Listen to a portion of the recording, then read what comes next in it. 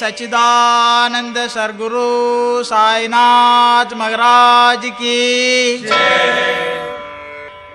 தொழுதோர்க்கு துன்பம் போம் தீவினை போம்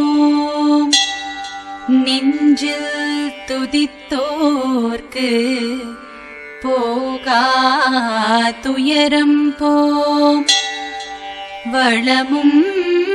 நலமும் பெருகும் பெருகும் கண் கண்ட தெய்வமவர் ஸ்ரீ சாயிநாதர் கருணை விழி கண்டிருந்தால் கவலை போம் ஸ்ரீ கமல சாயி கவசம் தனை நெஞ்சில் பதிப்போம்.